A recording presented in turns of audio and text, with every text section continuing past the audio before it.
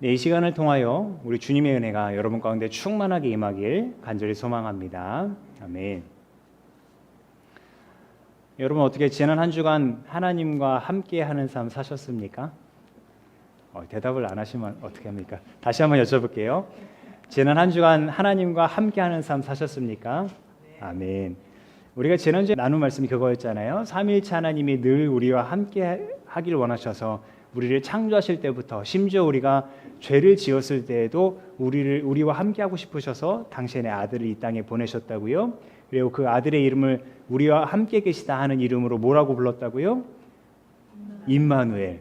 그래서 그렇게 함께 하시는 하나님의 은혜가 여러분 삶 가운데 앞으로의 삶 가운데도 계속되기를 간절히 소망합니다. 아멘. 그런데 오늘 구약 말씀에서는 정반대 모습을 보게 돼요. 특히 구약 호세아서 말씀을 시작하는 호세아서 5장 15절의 말씀은 우리를 깜짝 놀라게 하는데요. 왜 그러냐면 나는 이제 내 곳으로 돌아간다. 하나님 말씀이에요. 너희와 함께 있겠다가 아니라 내가 있는 곳으로 돌아가겠다. 결별을 선언하시는 것과 같아요. 그래서 너희가 지은 죄를 뉘우치고 나를 찾을 때까지 기다리겠다. 돌아오지 않겠다는 얘기예요. 환난을 당할 때 나를 애타게 찾아 나설 것이다. 그때까지 간섭하지 않으시겠다는 거예요. 찾아오시지 않겠다는 거예요. 도대체 무슨 일이 있었던 걸까요? 이 호세아서는 북이스라엘에 제법 강성했을 때의 배경을 두고 있습니다. 겉으로는 꽤 잘 사는 것처럼 보였거든요.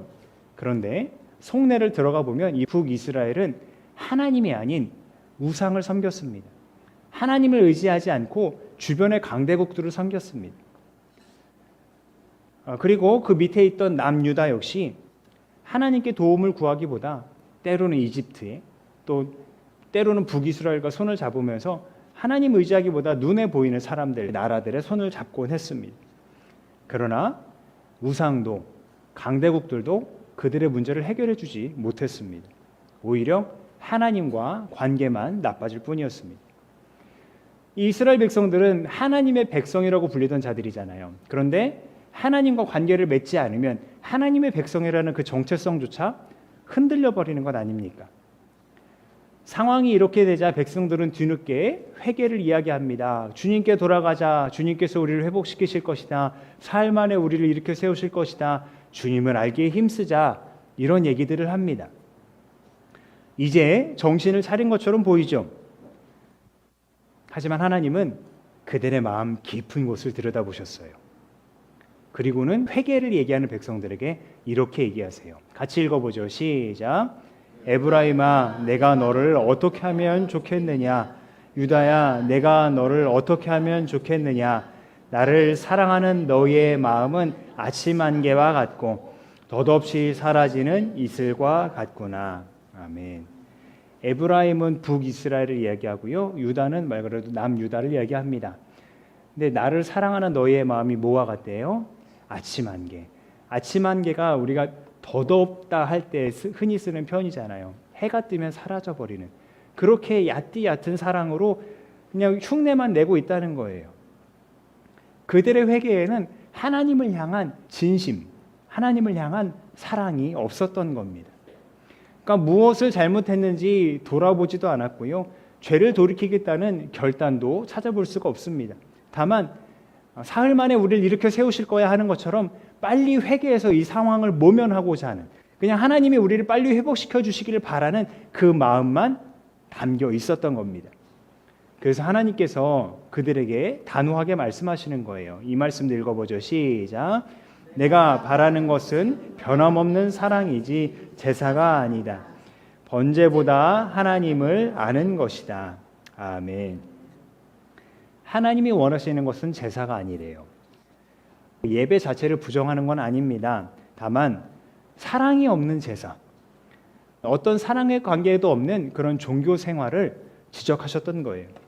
우리도 인간관계를 맺으면서 살아갈 때 아무리 값비싼 선물을 준다고 해도 선물을 주는 그 사람의 마음에 어떤 사랑도 느껴지지 않는다면 그 선물은 너무나도 부담스럽고 껄끄러울 수밖에 없잖아요. 그러니까 진심이 없고 정성이 없고 사랑이 없이 그냥 드리는 이 화려한 제사, 이 예배는 하나님을 기쁘시게 드릴 수 없었던 겁니다. 그래서 시편에서도 이렇게 말씀해요. 너희의 집에 있는 수소나 너희 가축우리에 있는 순염소가 내게는 필요가 없다. 내가 배고프다고 한들 너희에게 달라고 하겠느냐?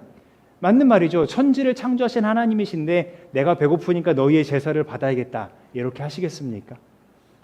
온 누리와 거기 가득한 것이 모두 나의 것이 아니더냐. 백성들을 향해 이렇게 말씀하시는 것을 시편의 기자가 노래했어요. 그러니까 호세아 말씀과 연결하자면 하나님께서 원하셨던 것은 어떤 형식만 남은 종교가 아니라 사랑의 관계였던 겁니다.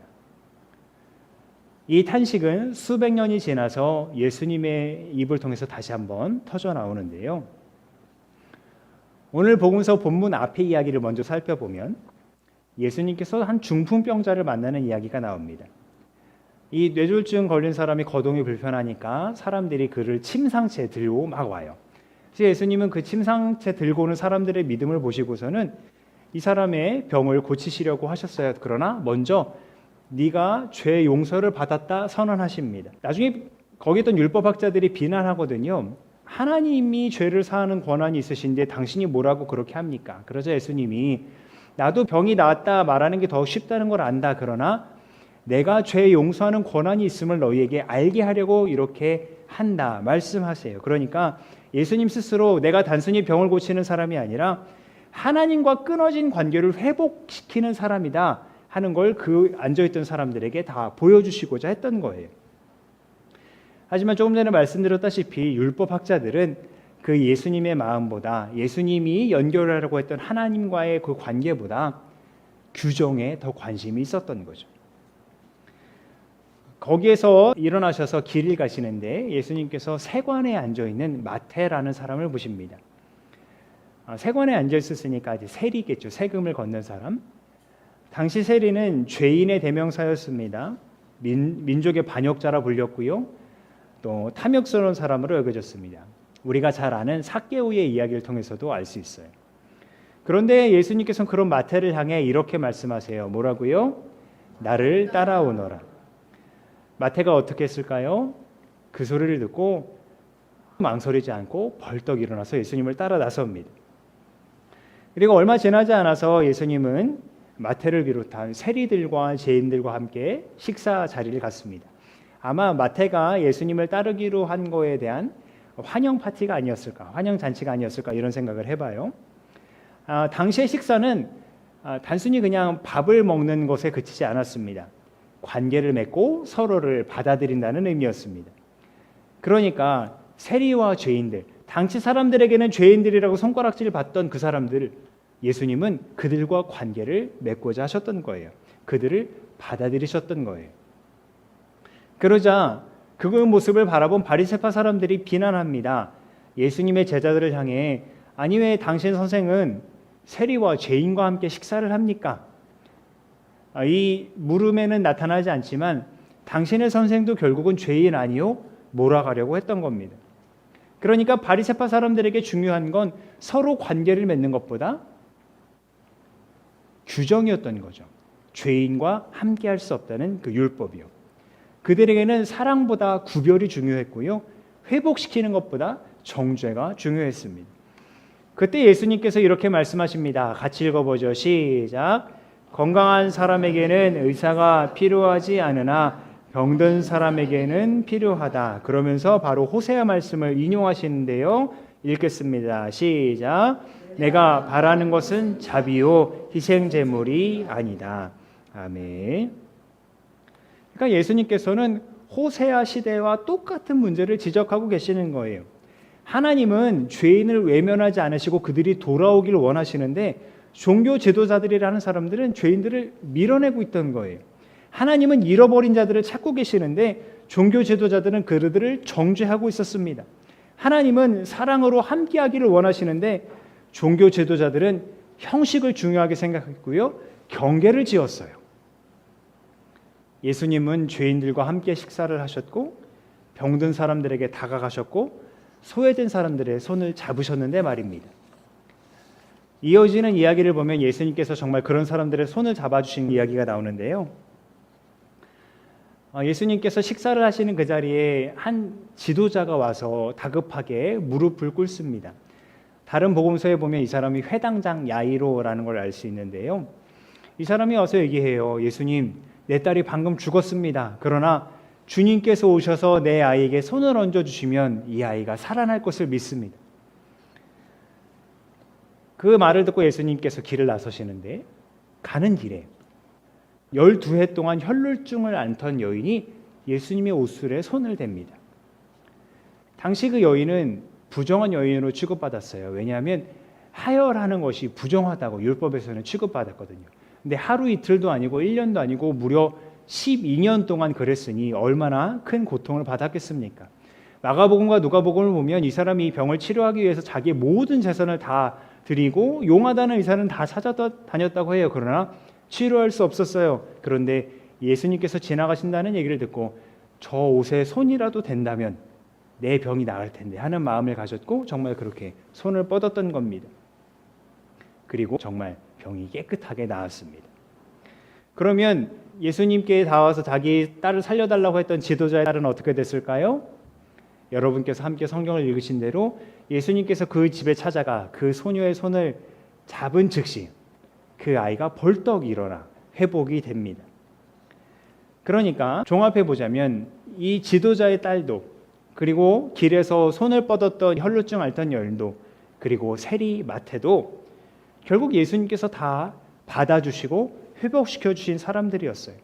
이 받아주시는 과정을 통해서 예수님은 하나님이 어떤 분인지를 명확하게 보여주셨던 거죠. 하나님은 형식을 중요하게 여기시는 분이 아니라 사랑하시고 회복시키시는 분이라는 걸 말입니다. 정죄하기보다 자비를 베푸시는 분이고요.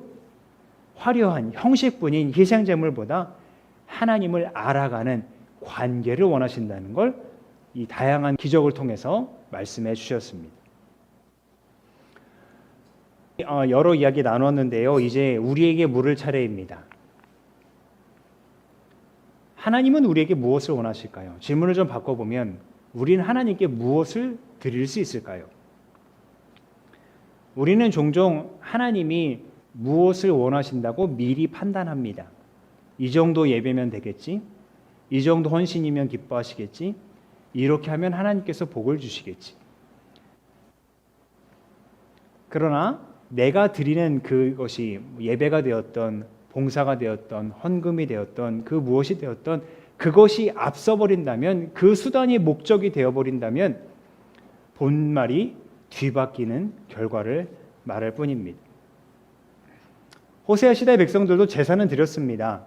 회개도 이야기했어요. 바리새파 사람들도 누구보다 종교 생활에 열심히 했습니다. 하지만 하나님 말씀하시잖아요. 내가 바라는 건 변함없는 사랑이라고요. 제사가 아니라. 하나님께서 자신에게 바치는 번제가 부족해서 아쉬워하는 분이 아니지 않습니까?